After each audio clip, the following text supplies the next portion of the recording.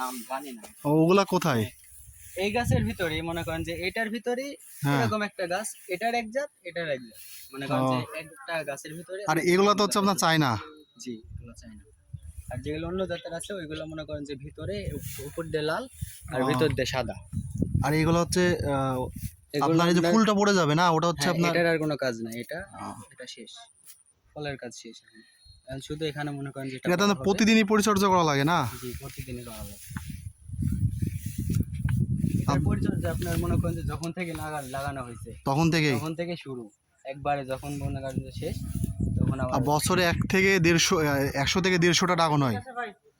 বেশি হয়, আরো বেশি হয়। বেশি হয় যখন মনে করেন যে ফুলের মানে বেশি চাহিদা চলে আসে, বা বেশি ফুল যখন পরে, যখন বৃষ্টি টিষ্টি না হলে ফুল যেগুলো টিকে যায় সেগুলোর মনে করেন যে সেই ক্ষেত্রে গাছে ফুল এখানে কীটনাশক দেওয়া লাগে?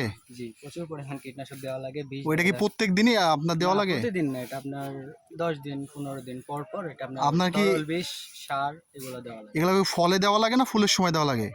এটা ফুলের সময় দেওয়া লাগে আপনার বিষ, মানে তরল বিষ যেগুলো, এগুলো ফুলের সময় দেওয়া লাগে। এটা শুধু ফুল টিকানোর জন্য। হ্যাঁ, আর যখন মনে করেন যে ফল ধরে যাবে তখন আপনার এটা সার, জৈব সার মনে করেন যেটা আছে সেটা গাছের গোড়ায় এটা আপনার হচ্ছে এখান থেকে পাইকার নিয়ে যায় না? আপনি চাইলে পাইকারিও নিয়ে যেতে পারবেন, আপনি চাইলে আপনি টোটালি আপনি করে নিয়ে যেতে পারবেন, কিনেও নিয়ে যেতে পারবেন। আর এটা যখন পেকে যাবে তখন বোঝার উপায় কি? দেখে লাল হয়ে যাবে নাকি? বোঝার উপায় আপনার যখন পেকে যাবে তখন এটা মনে করেন যে ধরেন এই ফলটা পাকছে, এটা যখন পাকবে এটা মনে করেন যে টোটালি একটা মানে লাল রঙে একদম পরিণত হয়ে যাবে, লাল হয়ে যাবে।